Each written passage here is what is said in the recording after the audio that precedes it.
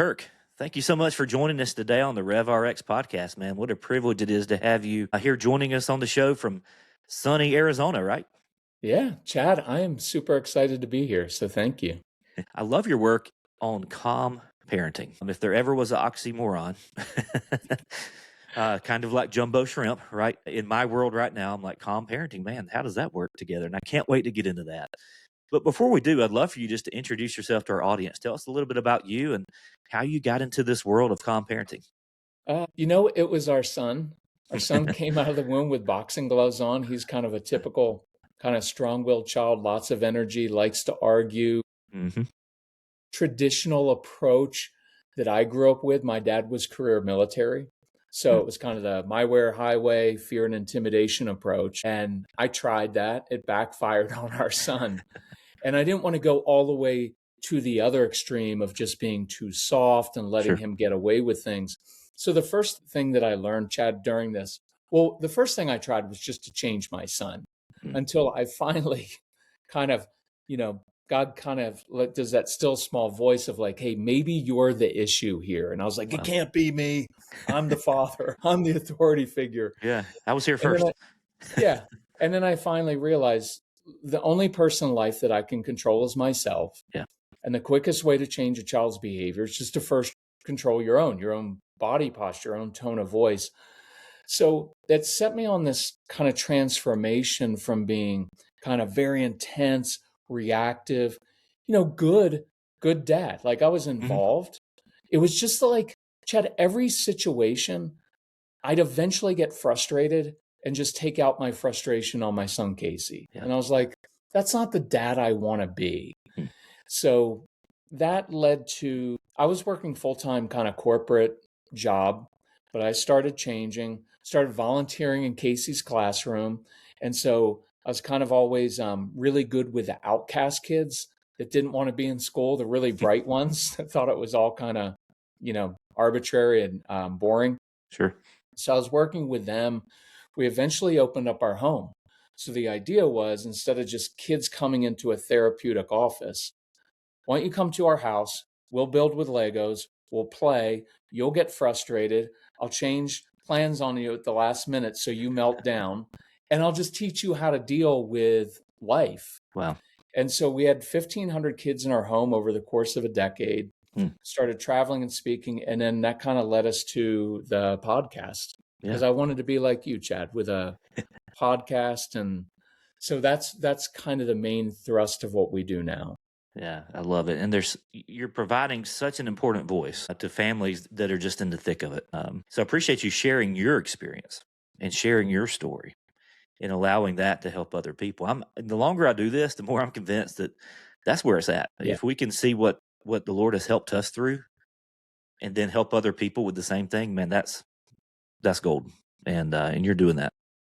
Yeah. It also holds me accountable. It does. Right? Like I have to keep, not that I have to, like the older you get, it's like, it's easier to normalize. Okay, I'm really flawed in this area. Here's a big weakness for me. Not a lot of like blame and guilt. It's just like, okay, I need to change that. So let me go about maturing. Like we kind of go into like, so my older brother was a pastor and he actually married us. And what he didn't tell us because he was young is this is the hardest thing you ever do. Like relationships are not about being happy. It's about transformation. And so I've grown to be thankful for our son because in some ways he just caused me to grow up. Yeah. Right. And you've got 3 kids, like at least one of them is going to be an expert button pusher. Right. And just like trigger you when you're like, I didn't even know I had that trigger. That's right. Like I thought I was doing well. And one of the things I like to go ahead. No, you're good. Sorry. One of the things I like to say is that marriage and parenthood are 2 of the most sanctifying institutions that we have. You feel like you're doing well. And then you get married and you've got to share this life with someone else when you're used to just doing it by yourself. And your opinion is what mattered. Well, now there's another one. And then now you have children and you don't realize you have some of the flaws that you have. They just have a way of identifying them in the course of raising them. And you're exactly right. Somebody's always pushing a button, and that's where really we find ourselves. And I think a lot of people can relate. And I think a lot of people can relate to the term that you used. You said, "This isn't the father I want to be." I think most people have said at some point, "I don't want to be like this." And so, I think beginning this with the talk that there's no shame or judgment here. Wherever you find yourself, we want to meet you there. And hopefully this allows you to move forward in a better place, to step into your role as the parent and to become a little bit better at what it is that you need help with. And so, Yeah. no judgment, no shame. We're not here being like, you've got to be better, but we're offering help and we're offering solutions. Yeah. Yeah. Yeah. The thing that I did, Chad, at first was to say, so here's kind of my quick tip for dads and moms too. Do the opposite of what you're doing now. Because for me, it was kind of, I just did what my dad did. I walk into a room, a little bit of fear and intimidation, Yeah. reactive.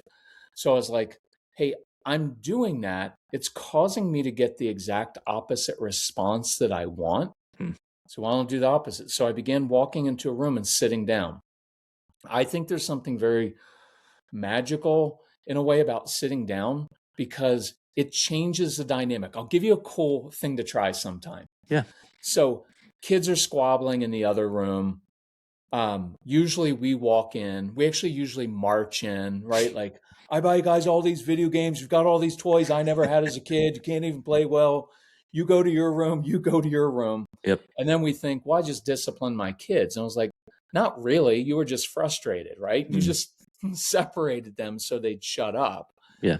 But you sent them away from you. But if you walked into that living room and it was safe to do, if you just lie down on the living room floor, just sit and don't say a word, I guarantee you will change the entire dynamic. The kids will stop arguing with each other because they'll look at you like, why is my dad like on the floor?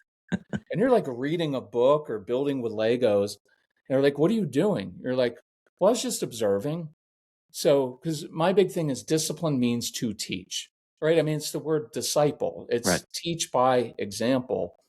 And so typical conversation is, look, I was just observing, and here's what I know. You, the more strong-willed son, usually there's a provoking child and the reacting one. Yes.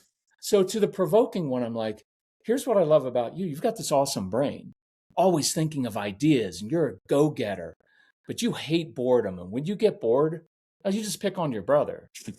Well, what happens is you end up getting in trouble for that. So I've got a different idea of how you can not be bored and just actually stimulate your brain. So I've got to go get started on dinner. I'm going to go organize in the garage. If you want to come help me out, I can show you 3 different ways to earn some money because 2 other things I know about you. You've got a really big heart. You're a born entrepreneur. I'll show you how to make money in the neighborhood. And with that money, you can give some to charity. I'll even match that. You can buy your own video games. That's a cool way to do it. And then with the other child, I can be like, hey, you just keep reacting to your brother.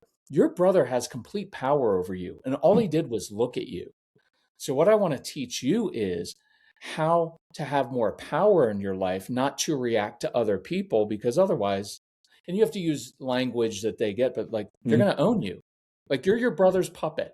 He owns you, but he's irritating. Of course he is. All humans are irritating, right? You're going to grow up and work for an irritating person. You're going to marry an irritating person. You're going to be irritating to them. They're going to have irritating kids. Welcome to life. Yep. But what I've been able to do is for the one child say, here's what you're looking for is intense brain stimulation, intense engagement. You're getting it in a negative way. And that just causes you to get in trouble. And that can be like stealing stuff, lying, taking things. It's all brain stimulation, poking your brother. I can show you a different way. And other child, you're just reacting and blaming your brother. Well, I can show you how to take power over your life so that you are responsible for it and you own your own mood. So now I just taught them something, but it started with me not changing their behavior, but just changing mine. And I find that to be very powerful. Genius. Do you make home visits? No, but it's interesting, Chad, since you're, a reverend, you watch Jesus in how he went into situations. like the woman caught in adultery, Yeah. which I always find fascinating because he stooped over, he knelt in the ground, and he's just kind of drawing in the dirt or something. Mm-hmm. His eyes aren't on the woman in her shame, Right. which I thought was beautiful in itself, right? Because we would have been like, what are you doing? Mm-hmm. Scripture says you don't do this. And here he is just teaching, but he used body posture. And you'll see that a lot of him Yeah. sitting where he's like de-escalating when he wants to, Mm. but he can also escalate if he wants to, like in the temple. Yeah. When But it was there's a just time for it. Yeah. when there's a time for it. But it's just interesting how much there was like him sitting in a situation and just reading at the woman at the well. Yeah. And he goes, I know what you're looking for. You keep dipping into there, but that doesn't satisfy. Like, I always joke with parents, like, you'll have one lecture a day that is more than all the red words in the New Testament that we have Jesus saying, right? But we just, like I'm going on and on a little bit too much. Yeah. I love it. So you're so right in that. And we have the ability with our voice, with our tone, with our posture to do the same. We can either de-escalate a situation or we can escalate a situation. And a lot of times we don't think about that, do we? We just we react. You used that word earlier. I think there's a difference between reacting and responding. We react and we oftentimes kind of lose it. So what's really going on when a parent loses it? When they come into the room, the kids are squabbling, not getting along, and we just react to the situation. We do what you talked about to start with. We yell at them. Can't believe you can't get along. You never get along. You go to your room. You go to your room. I don't want to hear another word. What's really going on with us? I think our greatest enemy as parents is our own anxiety as parents, because we love our kids so much. And we're like, but I want them to be good kids. I want you to be happy. I want you to be able to get this done. I want you to be able to get a good job one day. And then we're looking at these little humans. They're not living up to their potential, but neither are we, right? And they're not doing it the right way. And so it like triggers us inside. It's like, guys, look, it's not that hard. Just if you would just do, and then we're pressured and we're rushed, right? Like we've got to get out the door. And you'll notice, I don't know if you've noticed, the more you try to rush, especially strong-willed kids, the slower they go. That's right. Right? Because inside, here's what they know. Dad, I'm not getting in the car with you. Because most people find like on Sunday mornings, one of the worst mornings of the whole week. Yep. Because now it's like, we got to get up, got to go to church. And then those of us with like more challenging kids, their kids don't want to go to like, to Sunday school. They have a big meltdown. And so we're embarrassed in front of everybody. So we're uptight, and kids can feel that. They hear it in your voice. And that's why I think men actually have an advantage here. I like an even matter-of-fact tone. I think it de-escalates things, because as soon as you come in with a heightened voice like that, guys, you know what? I'm not going to ask you again. Well, that just means you're going to ask them like 10 times. Yeah. So the analogy, Chad, that I use for men a lot is use the same voice you do at work. Like all men respect other men who stay cool and calm under pressure. Yeah. Right? Like the quarterback of your football team in the fourth quarter, if you're losing, you don't want, like, you're in Atlanta, so you don't want Kirk Cousins or Michael Penix coming in the huddle. You know what? It's the fourth quarter. We're down by 2 touchdowns. You don't know what route to run. You keep fumbling. Let's go score. Well, that's a like flailing parenting thing. You better listen or else. Right. But a good quarterback comes in and says, guys, we're down by 2 touchdowns. We're going to march down the field. We're going to execute our plays, score, get the ball back and score again, break. And the team follows him precisely because he's in control of himself. Yeah.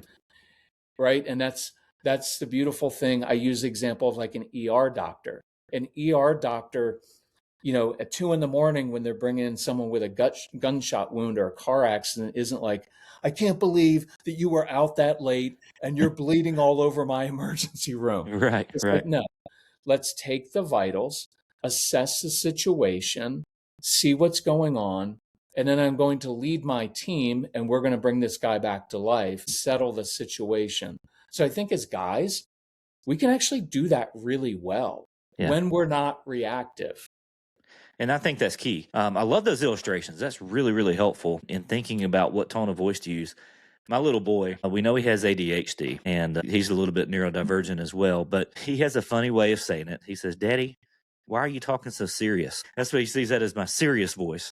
That's funny. I kind of get, I get stern, but I also get loud. And, so thinking about, he doesn't, a lot of times his response to that is to, kind of pull into himself. Mm-hmm. And sometimes tears come to his eyes just from my serious voice. Yeah. And that makes me think, this isn't the way to go. That shouldn't be his response, unless he's done something like, dangerous. Right. But those kids, they're often, this like the strong-willed kids, and a lot of our like ADHD kids are like rambunctious. They're also really sensitive kids. They are. So they're picking up, like I always say, your kids know what mood you're in before you do, because they can hear, like they'll hear that. Guys, I don't have time. Come on, get in the car. And there's nothing wrong with that. You're not being mean. It's just that it doesn't work, because what they're hearing is, I'm going to be frustrated the whole way driving to church. I'm going to cut people off, right? And so they know it's like, okay, when my dad has that voice, it's possible he's going to be combustible. Yeah. And that's kind of scary for kids, right? I mean, also with moms as well. But typically, forgive me for the gender stereotypes, but they're kind of play out more often than not. Like with the mom who's really anxious, a lot of moms go to that really sweet tone and they're talking to their kids in question marks. And the kids are like, hey, why are you talking to me like I'm two? Like, treat me like a grown up. I'm laughing because I know exactly what you're talking about. Well, I think it's a natural, what we do in society. We had the authoritarian yelling approach. Yeah. And then good parents said, well, I don't want to use fear and intimidation, because you've seen that even in the church, right? It's like, well, I'll follow Jesus because I don't want to go to hell. And you're like, no, you do it because it's really good to emulate Jesus. And it's really like he's wrong motivation. Yeah, wrong motivation, wanted out of the relationship. So a lot of parents went to, well, now I'm just going to talk like this. And what strong-willed kids hear is that it's condescending and weak. And so I think right in between is, for me, it's just understanding human nature, which is these are little humans. Like my toddler has never done toddlerhood before. Every morning when that kid wakes up, the world is new and I'm drawn and I want to touch things and get into things. Like that's their job. But we act like it's like, well, no, they should just listen the very first time I tell them to do something. No, your little ADD guy, his brain's running so fast. He's not always intentionally just being like disobedient. He's like, there's something new. I want to try it. And they're supposed to be impulsive. And then teenagers, it's like, he's 15. This is the first time he is feeling all those hormones rushing through his body. We're just doing parenting for the first time. So it's like, have some patience, chill out and recognize. So I like normalizing things. Of course, you'd want to get into that. That shiny new object. Tell me where we haven't seen that before, like in all of Scripture, where King David saw that shiny object woman. I want that. Yeah. I think there's value in normalizing and being like, of course, my teenager is interested in these things. So rather than freaking out, I'm going to be like, yeah, of course you'd be curious about that. So let me show you a different way to handle your curiosity so you don't get burned. 4-year-old, 3-year-old, you want to build with things and get into things. I'm going to give you an opportunity to do that so that you don't break all of our stuff and hurt yourself. So there's this like more measured tone of like, my job is to like walk alongside you and show you how to handle life rather than just react every time you do something wrong. And that's so important. And I'm in the process of learning this too. I don't think we ever really master it per se. I think we're always learning and trying to be better. I will say whoever wrote Easy Like Sunday Morning did not have kids, apparently. But, for example, this morning, my wife has to go to work before I do. I'm the parent responsible for getting the kids up, getting the kids dressed, out the door, and take them to school. She does the pickup and homework, so we split that up. This morning, my 4-year-old comes downstairs and says, "Daddy, is it a school day?" And I said, "Yes, sir, it is." He's like, "I don't want today to be a school day." And it kind of melts down. And I'm like, my instinct is to be like, "What are you talking about? We do this every day." Yeah. But for him, he just woke up. This day is new. He's trying to make sense of what the expectations of this day are. And so having to remind myself, hey, it seems like on my side that we do this every day, 5 days a week. But for him, like, there's gaps sometimes, there's weekends. We do church on Sundays. I don't know what day it is or what to expect. And he has his desires. Of course, he just wants to play. And when his desires don't meet reality, he gets frustrated. Well, don't we do the same? Yeah. And just realizing, I think that's so helpful. Realizing that, they're not just trying to aggravate us. And there's also this concept too of realizing that they don't just innately know things. Right. I'll give you an example. I'm coaching my 4-year-old's t-ball team, herding cats, basically. I'm teaching them the very, very basics. And I realized that at some point, someone had to teach me some of these things. I've always known that the position between third base and second base is called shortstop. Yeah. Tell a kid to go to shortstop, and they look at you like you have 3 eyes. Which base is that? That's right. And you tell them to go to left field, and they go to the right, and you're like, your other left. And so somebody had to teach me all of these things for the first time. And that's what we're doing as parents a lot of times. This is their first encounter. And you know what? They're not going to get it the first time. But we don't get things the first time. It takes repetition. It takes consistency. And so being able to come alongside them, I think, is a really helpful way of thinking through that. Show them how to do life, not just react when they don't do it well. Yeah, I think if I had to do it over, I would slow down our lifestyle. So we just had time, like just plan for your 4-year-old asking, like, is it a school day, Daddy? I don't want to go to school. I want to stay. That's going to happen after school. Some kids just have a hard time at school, so they're exhausted. So when they come home, it's like not into like, hey, how was school? Let's jump into homework. Mm-hmm. It's like, hey, I hid something outside. Bet you guys can't find it. Well, now I get kids outside in fresh air and they've got something they're in control of and they're playing a little bit. I'm working off some of that energy. So in our language, it's more about just giving them tools to handle life, right? Like, so here's a tool. So in the morning, I love treasure hunt in the morning because now it's like, hey, get up for school, go to that place you don't want to go to. It's like, hey, get up, see if you can figure out where I hid your clothes this morning. Yeah, I like that. Like, is it in the basement? Is it in the backyard? Like, it's fine. Interactive. It's fun.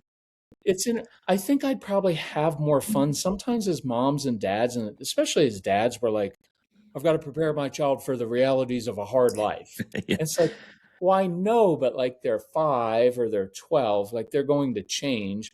And I like to remind dads, like, we were just dopey 12-year-olds. It's not like we had a plan for our life. We'd wake up and it's like, where are we going to play with our friends outside? Are we going to go ride our bikes somewhere? Are we going to throw crab apples at cars? Are we going to do like we did stupid stuff too. Mm-hmm. And so I think if I had to do it again, I would have slowed down and had the idea. It's almost like, I don't know if you remember, like the old Andy Griffith show. Mm-hmm. At the beginning of the show, it's Andy Griffith walking next to Opie. Yeah. And that vision, it's almost like I try to picture of like God not opposed to me, but God walking alongside and saying, hey, son, you didn't handle that well. Let me show you why don't we do that differently next time? Yeah. Sometimes it's more stern of like, hey, you go down that path, you're going to hurt a lot of people. And I'm like, okay. And then there's the times where it's like the arm around your shoulder of like, hey, 14-year-old, you're just an awkward bundle of hormones. Like, let me show you. My assumption is that kids, if you come alongside, they're not always going to learn the first time and they want to figure it out themselves. But eventually they'll be like, okay, my dad's way, my mom's way just tends to work better for me. Right. And so I hate to say it sounds so simple, but it's not simple, but it's like, be more patient with them. Yeah. And with yourself, right? Yeah. And Give knowing grace. like, yeah, lots of grace for things. Like our son is 33. Most of the stuff we focused on when he was young, it didn't matter, right? Like you got to dress this, you got to do this. And it's like the stuff that makes him successful in his relationships and work are just the stuff that we kind of modeled for him. Like, all right, let someone cut in front of you. If you want your kids to be generous, let them see you be generous with others. Doesn't require an 8-minute lecture, right? It just requires like, yeah, I noticed my dad always opened doors for people. Mm-hmm. And when we were in a rush in traffic, he'd purposefully let someone else cut in front of him. Like that stuff sticks. All of our work, like I'll ask my son, I'll be like, Casey, like when we're doing a long hike, I'll be like, what's your favorite dad lecture from when you were a kid? And he was like, Dad, I don't remember. He said, I just watched you change. I watched how you treated people and I want to do the same. Wow. And then I'm like, okay, that's pretty powerful. I said, you didn't notice all the bad things I did you? He goes, yeah, I saw it all. Yeah. Well, and I think there's something valid about that, about us letting them see it all. Yeah.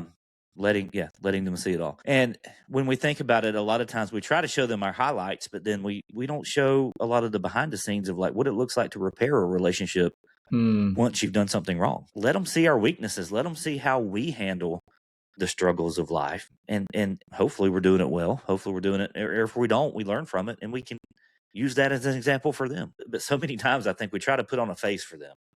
And we try to just show them our best things. But really, that's not what they want. They want to just see us live life. And I think there's something powerful about realizing that they're always watching, not to add pressure, and of course, not to be judgmental, but they're always watching. And, modeling, I'm learning too, seems to be the most effective pattern that they're going to follow. You can tell them something, but if you live it out differently, they're going to follow that. Is that your experience as well? Yeah, and I think it's like, I think the times we mess up are fantastic opportunities. Yes. Just to be honest, like not make excuses for it, but just say like, yeah, have you noticed, like I would tell Casey, hey, have you noticed in these situations, I get really tense? And he'll be like, yeah, I can feel it. I'll be like, yeah, that's because it's unknowns, things I can't control, and I struggle with that. Yeah. And sometimes I would talk to him, you've got to watch, you don't want to overshare and burden your kids, but I'd say, hey, in the home that I grew up in, if you did this, my dad, Papa would hit you. I didn't tell him that when he was little, but later on he kind of realized what I'd grown up with. Right. But I would share, here's one I would talk to him about. Hey, Case, I have ADHD. You do too. Guess what? We are going to struggle with impulse control. Yeah. And I would talk to him pretty openly in his teen years of like, look at every man since the beginning of time has gotten in trouble pretty much one way. Yeah. If it wasn't murdering someone, it was something else. Right. And so I said, that's always going to be kind of a challenge for you. So here's how I deal with that. Here's how I work through. So I'm actually writing something for a podcast on how to teach kids impulse control and delayed gratification. Yeah. So when he was young, Red Robin was new back then, and it was kind of like a fun, cool restaurant. And I remember saying like, hey, Case, how many fries are we leaving on the plate tonight? He'd be like, why would you do that? That's dumb. Those are good. And I was like, I know, they're good and greasy. And I'd say, because I want to be able to know that I do have impulse control, that I can say no to those last 3 French fries. Yeah. And so I know that's kind of a dumb example, but we did that stuff all the time of like, hey, I really want that thing from Best Buy. We're going to walk out of the store. And if we still want it 2 days from now, it will still be there. And so it was kind of him watching of like, my dad struggles with impulse control. Here's what he does. And I didn't really have to like lecture about it. It was just part of you said a couple minutes ago, like not any pressure. To me, our kids watching us takes the pressure off in Yeah. the sense that I don't have to worry about, okay, I've got to fit in lecture 43B so he gets it. It's like, let me live out my life. I think that was the power of why we follow Jesus. Like, we don't always remember like verbatim what he said, Yeah. but we remember the stories. The Mm-hmm. woman at the well, the woman caught in adultery, what he did with his disciples. Like, we know what he did and how he handled situations. And so that becomes very clearly etched in our minds, and it's kind of a DNA that's in us, if Yeah. that makes sense. Absolutely. There's two things that come to mind. We've been kind of dancing all around to this, but there's two words that come to mind: patience and self-control, that really play into this, I think. And guess what those are? Those are fruits of the spirit. So if you find yourself especially as a Christian, as a Christ follower, if you find yourself really lacking in those areas, in that's fruit of the spirit. It's not fruit of the flesh, it's fruit of the spirit. And so as we plug more into God, as we invite him into every area of our life, including our parenting, as we grow closer, we begin to exhibit some more of those fruit. And I'm convinced that the closer we get to God, the more Christ-like we look in our parenting, and the more we will exhibit that patience and self-control. The pastor in me wants to make sure I'm emphasizing that part because, it's not white knuckling it until you figure it out. I think that the Lord gives us wisdom, and the Lord gives us the Spirit to help us and guide us, and to become the parents that He's created us to be. Because you know what, He formed your child. He created your child. He knows them more than you know them. And he has their best interest at heart. He knows exactly what they need. He knows what their future has in store. And so if we lean into that, I'm convinced that that's the ticket for how to really have these things play out in our lives. I was going to ask you something like this is something I've seen that our view of God as a father often has a direct impact on how we parent, right? Like Yeah. I grew up with, well, a dad is a harsh authoritarian who's never really happy with me. Yes. And that's in a lot of the church, right? Like that a lot of us grew up with that. Like he's just kind of angry out there and wants to punish. And so then we do the same thing, or it becomes like, okay, this is God who walks beside us, who guides us, leads us, corrects us when necessary, encourages us. And then we become, as you said, like as we become kind of more like him, Mm-hmm. then it kind of is a natural outgrowth in our parenting of like, so I had to kind of retrain my brain of what God is like because That's I right. knew the harsh. And I would always ask, and this is kind of cool, I would ask, would I treat my son this way? And if I wouldn't treat my son this way, I don't think God is angry at me 3 months later. Yeah. Like it actually helped me draw closer to God in an odd way, backwards, like working through it of like, I'm a flawed dad and I forgive my son. So God is a much better father. I don't know if that makes Yeah. sense, but it kind of worked in And both ways. it does. It works both ways. And I found myself, and this has been convicting for me. I found myself telling my son and telling all of my kids. I have two sons and a daughter. God has given us a mandate to, to guide you, to direct you, just like He does. He guides us, He directs us, and then He gives you parents that are going to guide you and direct you. And then I found myself thinking sometimes, and usually when I'm laying in bed at night after a not so great bedtime routine, am I treating them like my Heavenly Father treats me? Because a lot of times the way we treat our kids is how they're going to view God. It works both ways. How we view God is a lot of times how we treat our kids, but then also how we treat our kids is how they will view God. Yeah. Especially we use that language that the Bible uses, God the Father. And for some people, that's a turnoff, that God the Father, because they had a bad relationship with their father. Right. and helping people understand and unwrap that and kind of uncover that and say, he's the perfect father. He's a good father. He's better than your earthly father. And I think that takes a little bit of pressure off too. But yeah, there is that concept that goes both ways, to where we're painting a picture for them of what it looks like to live this world with all the mistakes we're going to make and all the pressures and all the hurry. You mentioned slowing down your pace of life. I like that. How do we live this life? How do we live this life glorifying God? How do we live faithful to God in the midst of the chaos? Yeah. And for a lot of people, we struggle with that, and we have to think about it. I think it's important to think about, am I portraying an accurate depiction of how God the Father treats me? And that's a really good point that you made, because we're forming an opinion in their minds of what this God is like. And if he's authoritative, hateful, and always looking to get you in trouble, that may stick with them more than we think. Yeah. I mean, I had to work through for decades, right, of that. And I think as I get older, Chad, just humility, Yeah. right? Like, it's like when you're young. I remember when I was young, it was like everything's black and white and I know best. And I'm like, and that's normal, right? Like Yeah. when you're young and you're in the midst of it, it's always, that's why I like having, like, my best friend is 80. He's way older than me, Mhm. which I remind him of. And no, but it's nice because you get to see, like, with age comes, like, okay, some humility of realizing, yeah, most of the stuff that I was focused on when the kids were young wasn't it's those little moments, like with you, with your little ones, when you're at first reactive and you're like, Mhm. hey, you know what, how many times do I have to, but then when you catch yourself and you're able to say, hey, you know what, I just took out my anxiety on you, my bad. Mhm. Man, that is powerful. Yeah. Because then kids see, like, my dad has humility.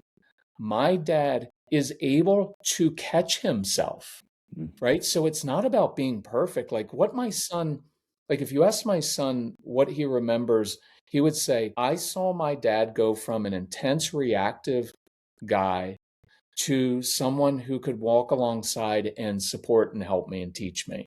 Yeah. So it was the disparity and the transformation that he noticed.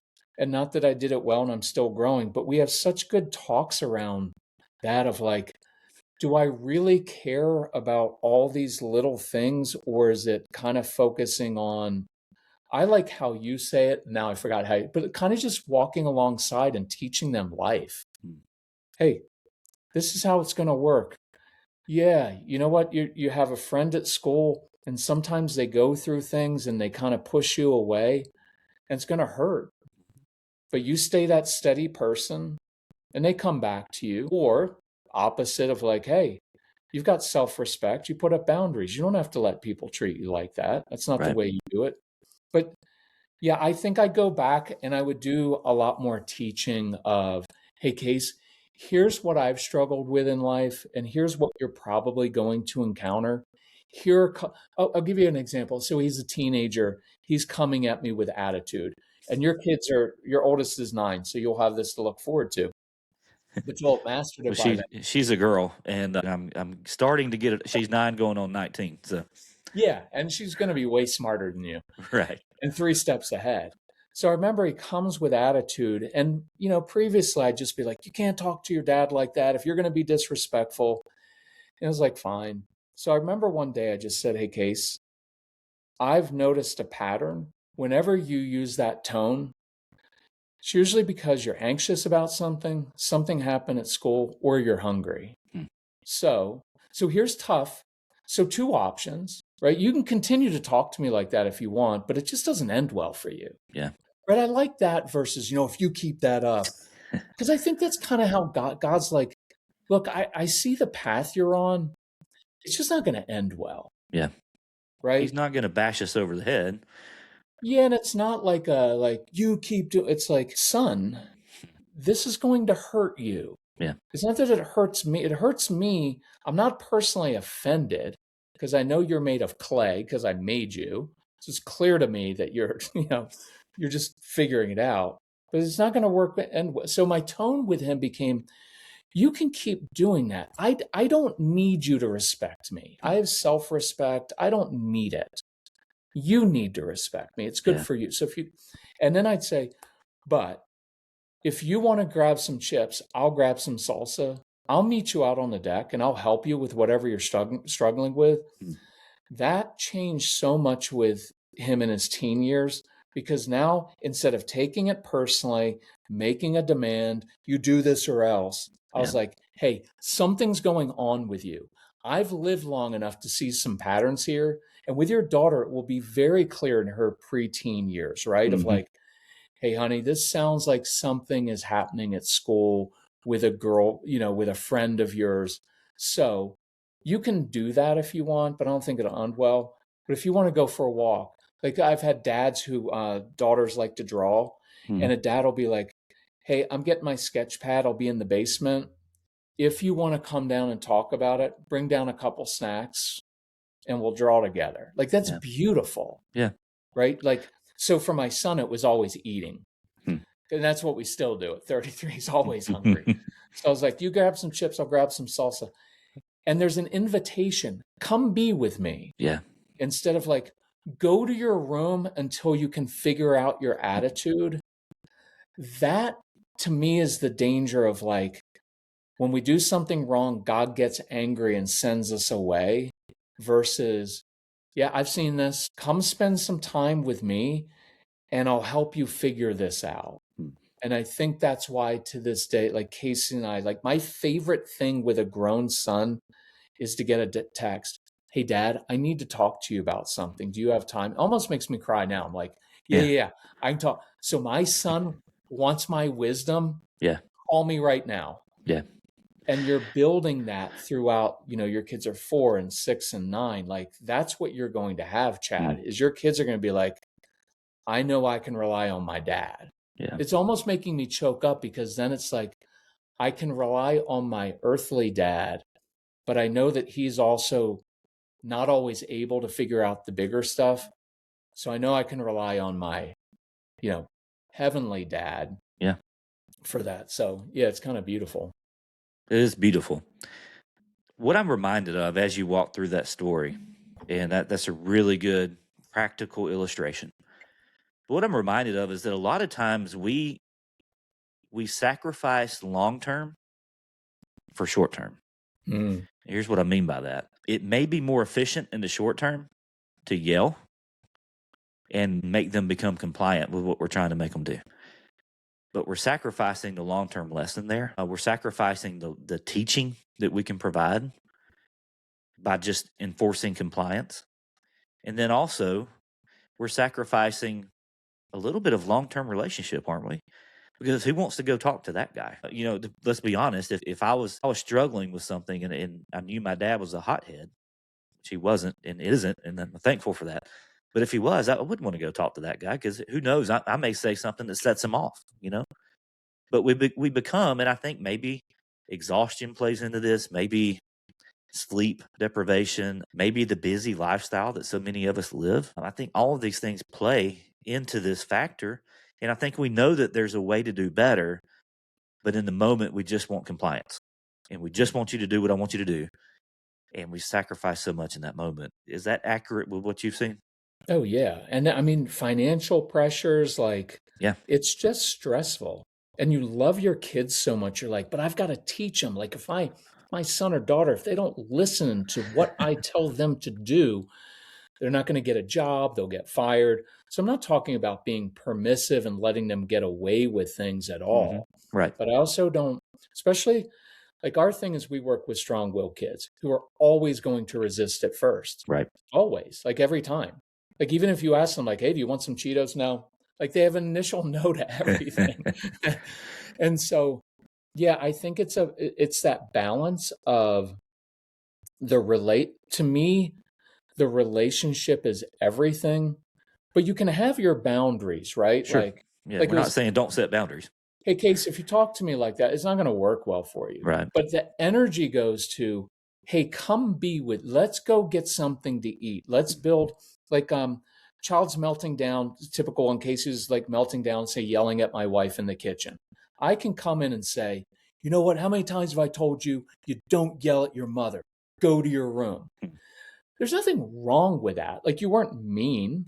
It's just that you send them away from you when there's something else going on. So I think for the men out there, we tend to be good at problem solving, right? Like, we're strategy. So what I started to do is like say, I'm going to be a detective. So I walk into that room, my son's yelling at his mother. He clearly knows that's wrong, right? Like, there's no kid who's like, well, yeah, sometimes it's okay to yell at your mother. They know it's wrong. They know it's wrong to steal and lie. So I become a detective and say, something else is going on. So I come into the room and rather escalate it, right? Like, go to your room. And then usually as men, we do, you know what? No food, no video games for 3 days, right? We Right. tell consequences we can't keep.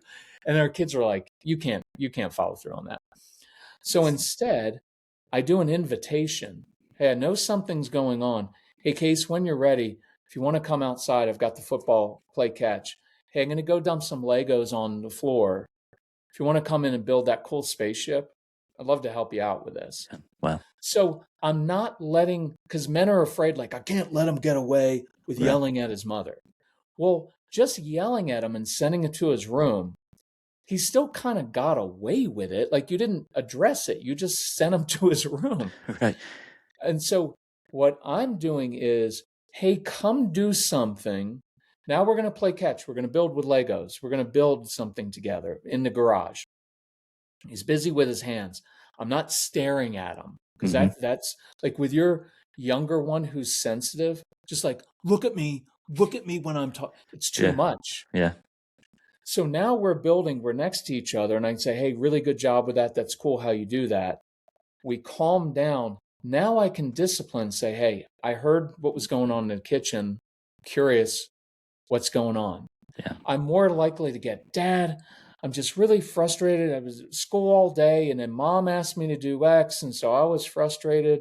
And I'd be like, okay, I get that. Like, school's frustrating like it is for work. Why do you think I come home and yell at you sometimes?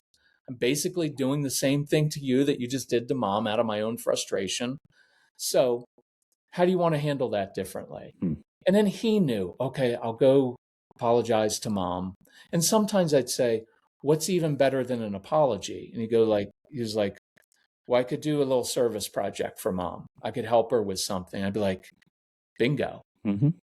And then we would problem solve. Okay, tomorrow when you come home from school frustrated, instead of taking that out on Mom, what do you do differently? You want to do a treasure hunt? You want to do something physical? Why don't you talk to Mom and say, Mom, could we have a different afternoon routine?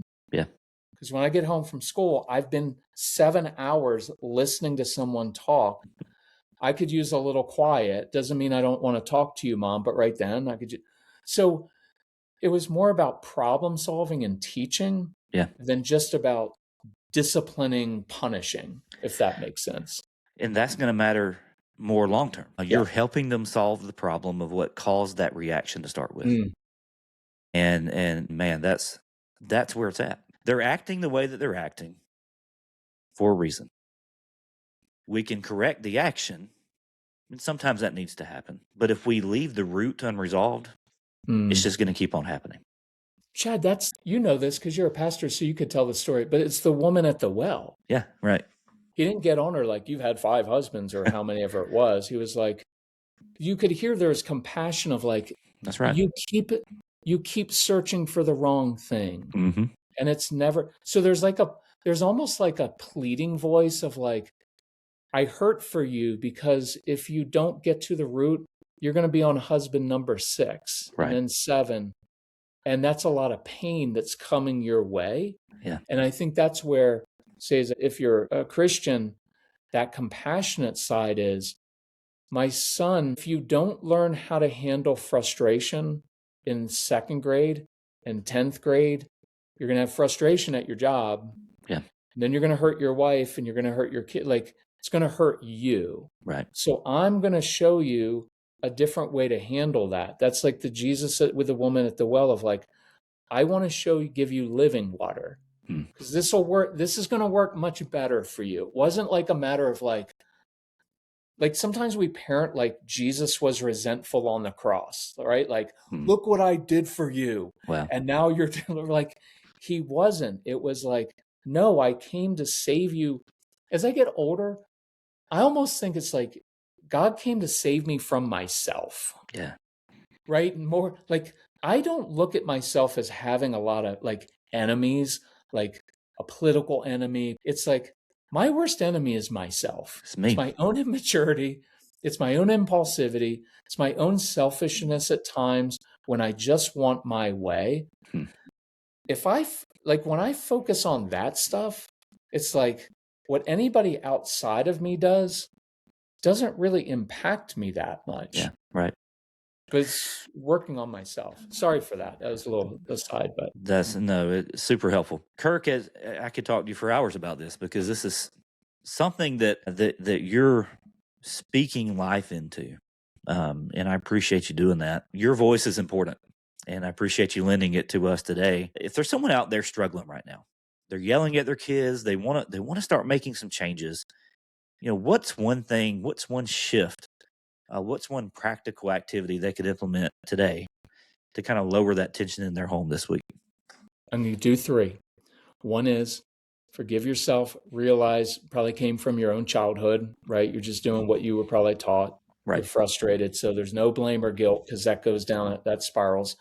Second, I'd say sit in the midst of situations. That's my number one for guys because we want to come into a situation and fix it. Just walk in for the next week, walk into situations and sit in the midst of them without trying to fix them. And watch when you sit, your tone changes. Hey, Jeremy, what's going on? I'm curious. What's going on? And you become that detective, and your natural, I'm speaking to dads, your natural dad skills will come out. Yeah. Hey, you know what, son, daughter? I don't think that's going to work for you. Have you noticed that? And they'll be like, yeah.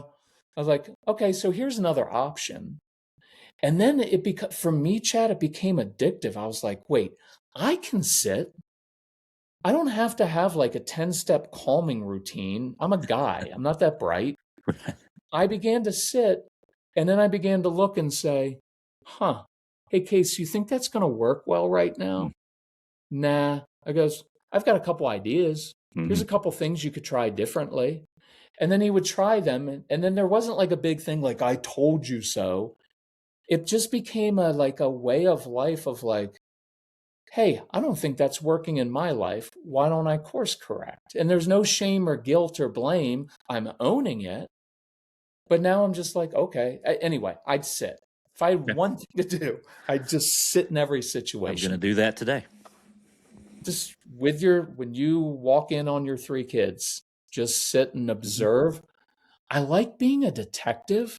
I think it suits men well. Yeah.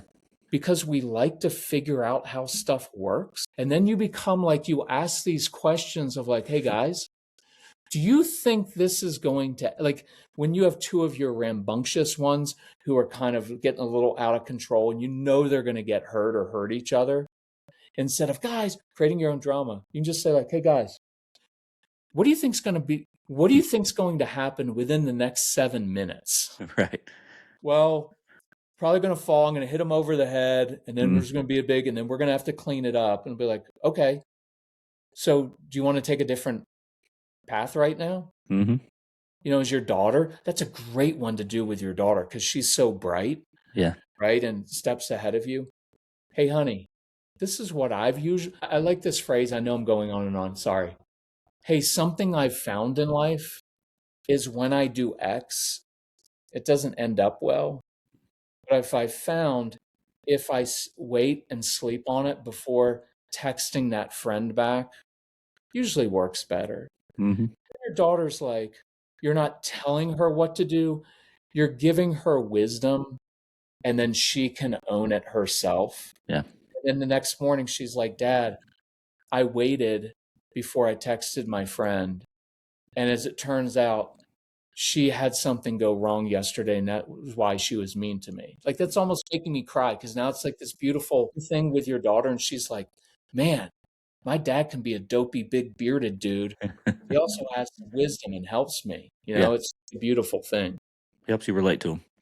Yeah. And it's there seems to be, speaking from a man's perspective, from a husband, father, because of the way a lot of us were raised, there tends to be this temptation to go into the situation and we need to be macho. And the yelling and the strong front and the taking control of the situation somehow checks that box for us. Mm-hmm. But what if I said that's not working? Is that getting you the results that you want, other than you feel better about yourself? Is that what your kids think, or is that what your kids need the most? And if the answer is no, which I think it probably is for most of us, there's a better way. Mm-hmm. And Kirk is inviting us into that better way. And I would even say this: it's a lot more like the Jesus way, as we described today. Kirk, thank you, brother. You're a gift. You're a blessing. And you said that. Wait a minute. Did I cut you off? Did you say you had 3? No, You I said think the second was enough. okay. We'll go with 2 then.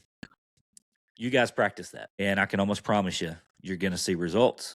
You're going to like those results, and you're going to start doing what works. Kirk, where can my listeners find out more about you, your podcast, and the work you're doing? I just look up the Calm Parenting Podcast. We're everywhere. We're at celebratecalm.com, which is a weird name. But if you Google Calm Parenting Podcast, you'll find us everywhere. Yeah. I'll put some links in the show notes as well. But yeah. Thank you, brother. I appreciate you being here. I appreciate you, my friend. You're a good man. You as well. Enjoying those kids. That's right. Yeah, we're doing our best, and sometimes it feels like our best isn't good enough. But we know with the help of the Lord and with voices like yours, we can do a little better, and we know that God will honor that. So. Yeah, I appreciate you. Bless you, my friend.